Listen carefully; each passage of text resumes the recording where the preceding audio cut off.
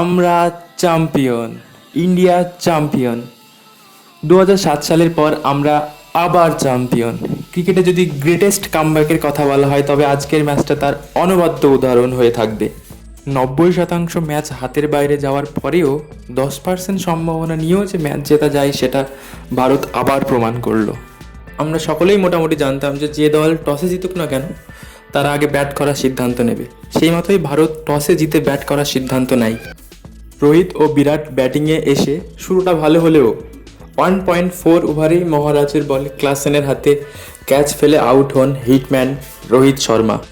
এরপর বিরাট কোহলি এক সাইড ধরে থাকলেও অপর দিক থেকে একের পর এক উইকেট পড়তে থাকে। ঋষভ পান্তের 2 বলে 16 রান করে আউট হওয়া, সূর্যকুমার যাদবের 4 বলে 3 রান করে আউট হন।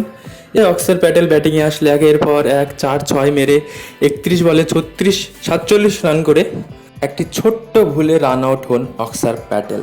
দেখো, বিরাট কোহলির ইনিংসটা কিন্তু ভুলবার নয়। যেখানে একের পর এক সব আউট হয়ে যাচ্ছিল সেখানে বিরাট কোহলি নিজের হাতে ব্যাট করে রান করে ইনিংসটাকে বিল্ড আপ করলেন এবং একটি সম্মানজনক স্কোরে উইনিং টোটালে দলকে নিয়ে গেলেন। তিনি 59 বলে 76 রানের একটা অনবদ্য ইনিংস খেলেন।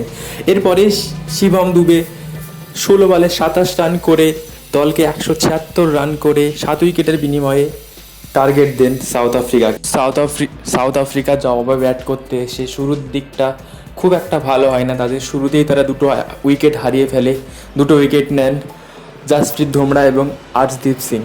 তারপরে কিছুটা ম্যাচ তাদের হাতের কন্ট্রোলে ছিল, কিন্তু ধীরে ধীরে তারা লাস্টের দিকে এতটাই ভালো খেললো যে একটা সময় 20 বলে 20 রান এমন পর্যায়ে চলে গেছিলো। সেখানে দেখাচ্ছিল ভারত 90% ম্যাচে হারবে। সেই সময় থেকে ভাই ক্ষমা করবে জাসপ্রীত বুমরা এবং আর্শদীপ সিং আর হার্দিক পান্ডিয়ার সেই 6টা ওভার না বললে নেই, অনবদ্যভাবে ম্যাচে ফিরলেন তারা।